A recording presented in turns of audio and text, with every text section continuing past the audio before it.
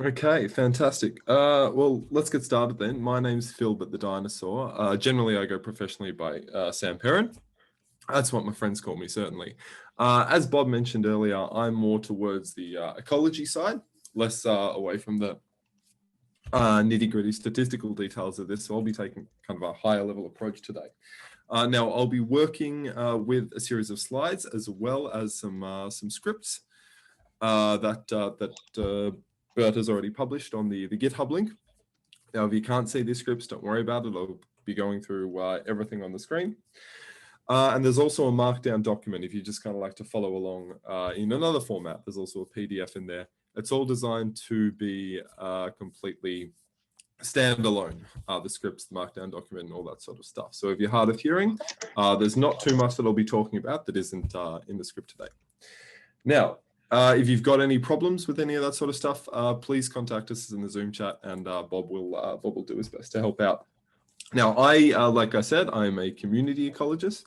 I look at the effect of climate change on freshwater fish species. We're trying to discern, using community-based models, how species associations might change over a temperature gradient. So that's where I come into the whole JSDM, GLLVM kind of context.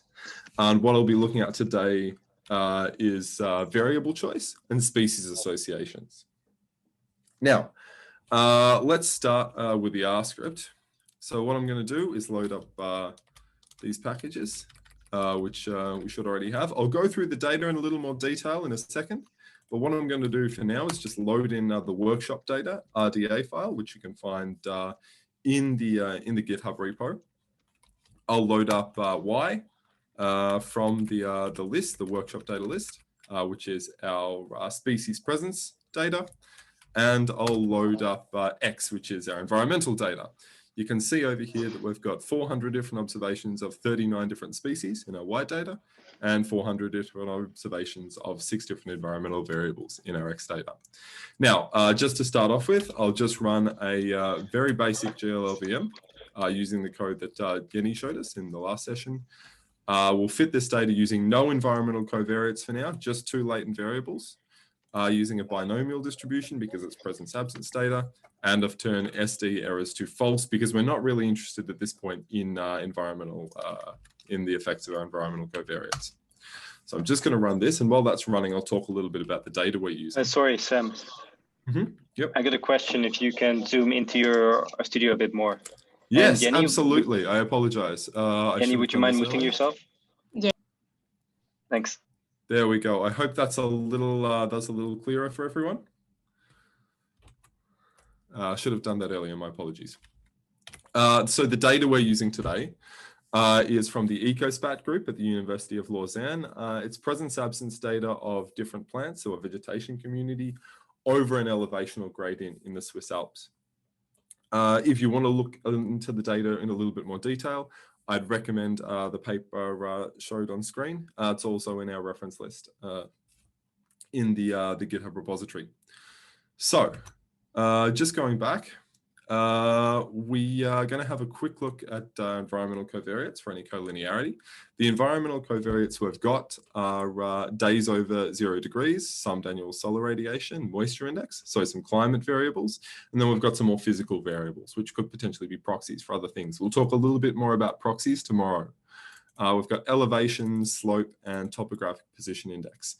So this code here simply lets us know if there's any significant collinearity between any of the variables. And whether you're working with the script or working with the markdown document or the PDF, you should be able to see this, this table here. You can see that there is quite some significant collinearity between days over 0 degrees, between moisture index and between elevation. So let's use that script that the code that Jenny showed us in the last session, and see if we can see any patterns or any correlations between the linear latent variables and our environmental covariates. So you should be able to see this this sort of figure down the bottom. I'll blow this up so we can all have a bit of a better look at it. So as Yenny said last time, light blue variables indicate light blue dots, sorry, indicate low values. Dark blue dots indicate high values. So you can see that between our first latent variable and days over degree 0, there's quite a bit of correspondence there. A little bit, not as much between slope and also between moisture index. Not really any pattern there for solar radiation. But we do have also quite a distinct pattern when it comes to elevation. Now, I should mention at this point that all these variables have been standardized to a mean of 0 and a standard deviation of 1. That's just to help with model convergence. We're also using just a subset of the data. That's just to help everything run a little bit faster on our machines today. If you want to look at the full data and play around with it in a bit more detail, you can get it from the paper I mentioned before. And we've also got some elevation data we're working with today from Swiss Topo. So what I'm going to do now is I'm going to run a series of models, the same sort of thing that some of you will have done in the exercises. And what this does is run 4 different generalized latent linear Lyman-Libyan variable models, and apologies, and with a different number of latent variables in each. So we're going to run one with 0 latent variables, one with 1, one with 2, one with 3, and see what number of latent variables is optimal when we include the environmental covariance slope and moisture index. I've included these 2 because I only want to include one of moisture index and degree days over 0 because they're so collinear to start off with, and slope because there is a pattern that we can kind of see there. I want to talk a little bit more about elevation tomorrow. And it's not as likely to correspond for the same reasons. It's not as likely to correspond to moisture index for the same reasons that moisture index and degree days over 0 are potentially likely to correspond. And I'm just going to use AIC values to predict model fit here. Of course, there might not be there might be some among you who prefer to go with other measures of model fit, but this is just what we're going to go with today. So another discussion maybe. Now, while that's running on all of our machines, I just want to talk a little bit about collinear covariates. I think this got brought up in the chat before. So often environmental covariates, and particularly climatic covariates, might be highly collinear. Now, if you're looking at direct effects on the environment of your environmental covariates, using 2 covariates which are highly collinear can mess around with your models a bit. Might lead to overfitting, might lead to the effect of one confounding the effect of another, especially if you've got a proxy in there. However, a lot of the time with generalized linear latent variable models, we're trying to explain as much variation as possible. Now, that might be because we don't want to attribute too much excess variation or explain too much excess variation with our latent variable models. It might be because quite often these are used to look at species associations. We don't want to overestimate the effect of species associations. One of the big points of latent variable models is to take into account immeasurable variation. And if we have measurable covariates there, it might be best to include them. Let's pop back to the script and hope it's finished. It has indeed finished running. So just a really quick piece of code here. And you should be able to see that lowest AICC value is for our model with 2 latent variables. So what I would like to do now is just run the same script as before, come up with these sort of figures again, and have a look at how our remaining latent variables correspond to the latent variables we have now that we've explained a little bit more variation with our environmental covariates. So we can see that for solar radiation and for topographical position index, there's not too much, there's not really a pattern there. There wasn't one before, there isn't one now. If we take away these outliers, however, you can see that there's still something of a pattern for days over degree 0, despite its intense collinearity with our moisture index. So this might be worth including, and we'll have a go at that in a second. And you can see that there is also a little bit of a pattern regarding elevation as well, between elevation and our first and second latent variables. Like I said, I want to talk about elevation and the concept of proxies for other covariates in a little bit more detail tomorrow. But for now, what I'm going to do is run a third model with 2 latent variables again. And I'm just going to include degree days over 0 in this one to see if that kind of changes our model at all. Now, I had planned in a little bit extra time here, but we're running a bit late, so I'll power through. For those of you with extra fast computers, you might already have the answer. I don't, but luckily I've prepared it in advance. We can see that the AICC values pretty much stay the same. So adding another collinear covariate, which is a little collinear to one of ours, doesn't really improve model fit here. However, it might account for some variation that we may have otherwise attributed to some of our latent variables and therefore to species associations. Now, powering through again, I have included some extended questions here that we had planned for potentially using a breakout session. We won't have time for them today, but if you want to go through them and get back to me, you can contact me on the conference app, through Twitter or through email. Now, what I've previously done here is kind of group these species together. The groupings are included in that initial list, the workshop data list, in a vector called elevation classes. So you can see here you've got all the different species. Don't worry too much about them. They've been classed based on where their abundance peaks. So if their abundance peaks at a certain elevation, they've been classed as either montane, subalpine, or alpine.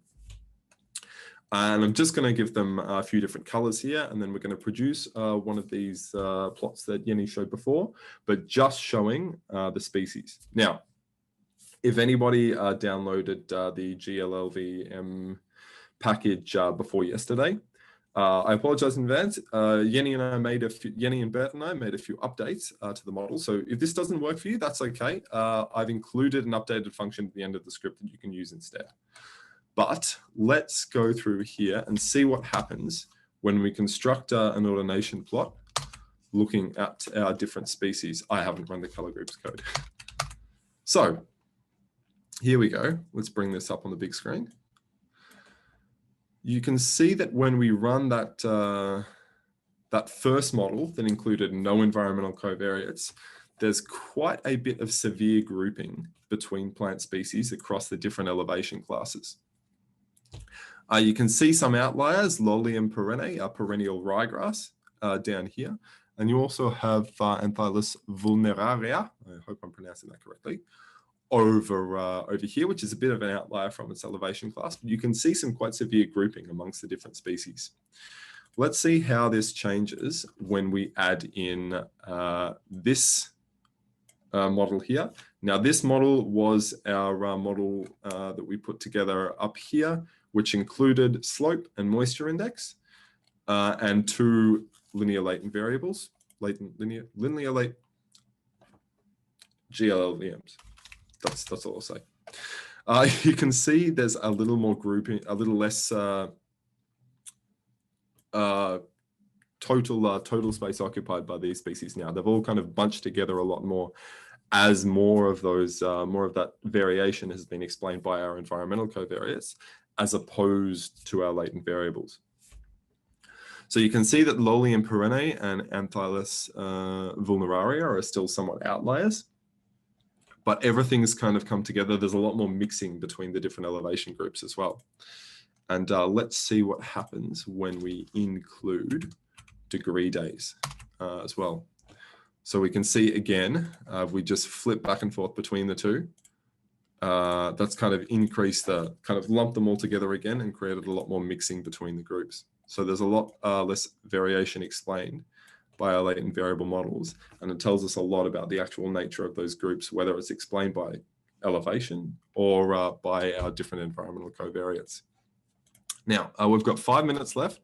So what I'll do, again, I've got some extended questions down here. They're included in the R script, the markdown, and the PDF for you to go through. Like I said, get back to me whenever possible if you want to work through them. What I'm just going to do is introduce a co-occurrence plot, which we'll be looking at in a little more detail tomorrow.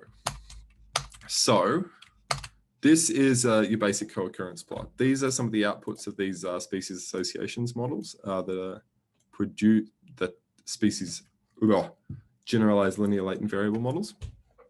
What you can see here is essentially associations as given by the model, which had two latent two latent variables and an environmental covariance, two environmental covariance.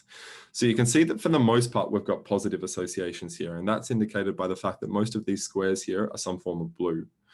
Blue indicates that we've got a positive association between the two species. So given the mean values of environmental covariance, they're likely to co-occur.